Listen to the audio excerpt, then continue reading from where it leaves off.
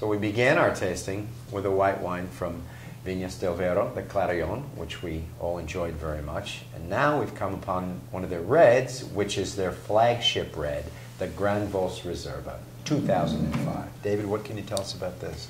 Well, it's funny because we've been drinking this wine at home in Huesca forever. This brand was released in 1990, so that gives you already a good 22 years in the market. So this would be one of the more widely available reds that I may find in my travels. Yeah, this is the top of the line for Viñas del Vero. They do have another wine on top of it called Blecua, which is very, very small production. But when it comes to wines that you can find in most restaurants in the region, Gran Vos is their top of the line.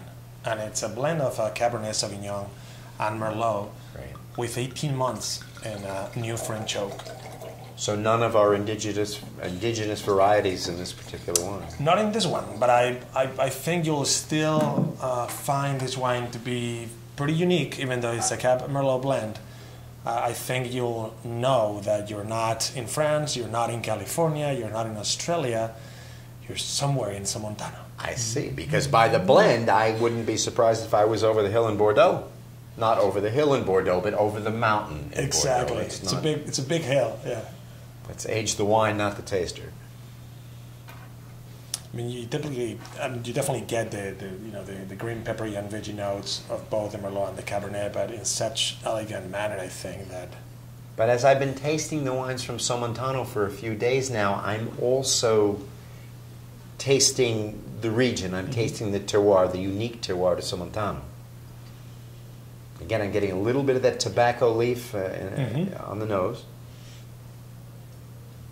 This one, you will get those tones of mint that we described in some of the wines before, but I think the wood is a bit more apparent, so I think it's more, it's a bit jammier. Yeah, eucalyptus. Yeah, yeah, I get that. Now I'm reading the fact sheet here. This is all French oak, not American oak. Mm-hmm.